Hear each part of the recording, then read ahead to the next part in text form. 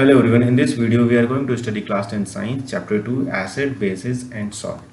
Topics to be covered in this chapter: acid, base and salt, indicators, pH, chemical properties of acid, base and salts. ये topics हम already पिछले videos में पढ़ चुके हैं। इस वीडियो के डिस्क्रिप्शन में आपको एक लिंक मिल जाएगा जहां पे आप इन सभी टॉपिक्स को पढ़ सकते हैं।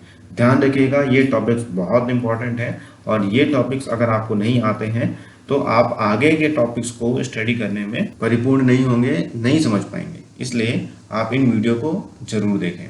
हम आज पढ़ने वाले हैं सॉल्ट्स के बारे में।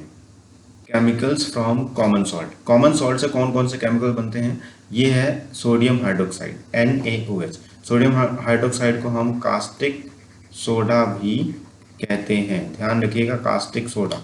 कास्ट मतलब कुछ ना कुछ जो है वो ब्रेक डाउन करने के हेल्प आता है। ये है bleaching powder CaOCl2, calcium oxy chloride. Baking soda, sodium hydrogen carbonate. Washing soda Na2CO3, sodium carbonate deca. 10 का मतलब है डेका, 10 है। और hydrate water. Plaster of Paris, calcium sulphate, hemi hydrate. तो हम एक एक करके इनके बारे में अच्छे से पढ़ते हैं। पहले पढ़ते हैं कास्टिक सोडा के बारे में कि कास्टिक सोडा होता क्या है। केमिकल नेम है, हमें 5 चीज़ें पढ़नी है बेसिकली। एक है केमिकल नेम, दूसरा है कॉमन नेम, तीसरा है केमिकल फॉर्मूला, चौथा है प्रिपरेशन और पांचवा नेक्स्ट स्लाइड पर होगा यूज। तो इन 5 चीज़ों को ध्यान में रखते हुए हम हर सॉल्ट के बारे में पढ़ेंगे। सबसे पहला सॉल्ट है कास्टिक सोडा। इसमें है केमिकल नेम जो है वो है सोडियम हाइड्रोक्साइड। कॉमन नेम है caustic soda. Chemical formula NaOH। तो इन 3 चीज़ों को ध्यान में, कई बार पूछते हैं केमिकल नेम क्या है, कॉमन नेम क्या है और केमिकल फॉर्मूला क्या है। उसके बाद है इसकी प्रिपरेशन। तो इसकी प्रिपरेशन में when electricity is passed through an aqueous solution of sodium chloride it decompose to form sodium hydroxide और caustic soda. This process is called chlor alkali process. ध्यान रखिएगा, इस प्रोसेस का नाम जो है वो है क्लोर अल्कली प्रोसेस। ये रहा क्लोर अल्कली प्रोसेस। क्लोर अल्कली प्रोसेस को समझने के लिए एक बार मैं इस फिगर की तरफ ध्यान दिलाता हूँ। यहाँ पे देखिए, ये हमारे पास एनोड है, ये हमारा एनोड है और यहाँ पे है कैथोड। ये एनोड कैथोड के बाद जैसे ही हम इसके अंदर इलेक्ट्रिसिटी पास करते हैं, इसके अंदर हमारा सोडियम क्लोराइड सॉल्यूशन है, सोडियम क्लोराइड प्लस वाटर है। इलेक्ट्रिसिटी पास करने के बाद एनोड पे हमारा बन के आता है Cl2 और कैथोड पे बन के आता है H2। ध्यान रखिएगा, एनोड पे Cl2 और कैथोड पे H2 गैस। ये Cl2 गैस बन के आ रही है और ये H2 गैस बन के आ रही है। अब अलग अलग इनके यूजेस हैं। Cl2 गैस के अलग यूज हैं, H2 गैस के अलग यूजेस हैं और ये जो NaOH है जो सॉल्यूशन के अंदर कैथोड पे बन के आएगा यहाँ पे, उसका अलग महत्व है। तो ये हमने समझ लिया है कि प्रिपरेशन क्या है। अब इसके यूज़ के बारे में समझते हैं कि कहाँ कहाँ यूज़ होता है ये कास्टिक सोडा। तो पहला यूज़ है, अगर हाइड्रोजन गैस हमें निकल के आ रही है। मैंने आपको पिछली स्लाइड में बताया कि हाइड्रोजन गैस कहाँ निकल के आती है। हाइड्रोजन गैस का यूज़ होता है फ्यूल्स के अंदर। ये आप देख रहे हैं, ये नेचुरल फ्यूल है, ये डीजल है, ये पेट्रोल है। तो यहाँ पे H2 का यूज़ होता है मार्गरीन। एक तरह का हमारे पास एक बटर आता है, कई बार बहुत अच्छे बटर आते हैं, कई बार होता है ये बटर वेजिटेबल ऑयल से बनके आता है। वेजिटेबल ऑयल में जब हाइड्रोजन ऐड किया जाता है तो ये बटर बन के आता है। इस बटर को हम कहते हैं मार्गरीन। उसके बाद है ammonia. Ammonia formation for fertilisers.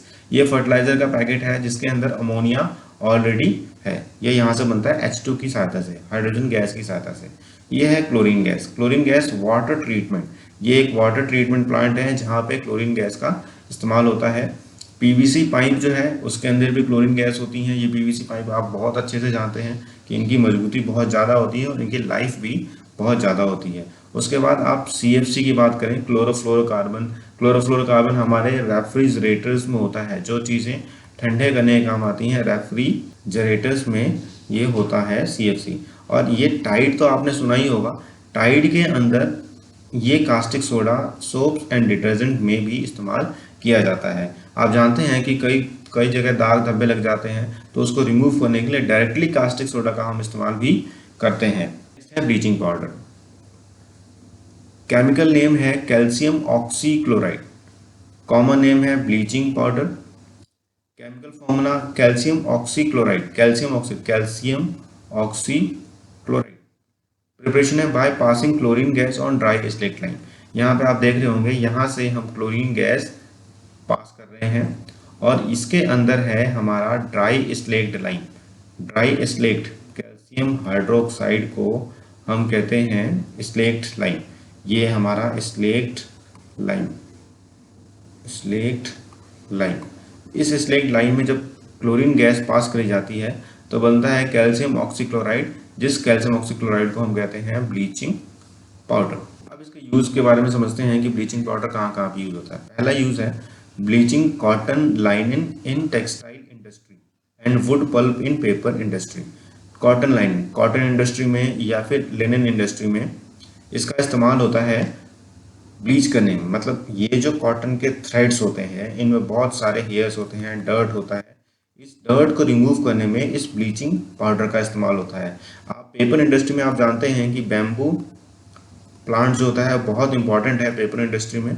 और इस पेपर इंडस्ट्री में जब ये जाता है, बैम्बू प्लांट से पेपर बनता है, तो इसको कई बार ब्लीच किया जाता है ताकि इसके अंदर जो रेसे हैं और जो डर्ट है वो काफ़ी हद तक रिमूव हो जाए और हमें प्लेन पेपर देखने को मिले।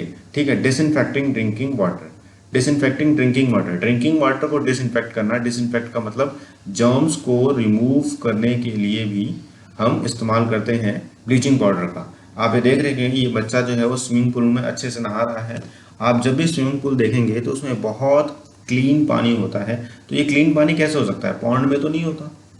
तो क्लीन वाटर के का मेन कारण ये है कि इसके अंदर ब्लीचिंग पाउडर का इस्तेमाल किया गया है।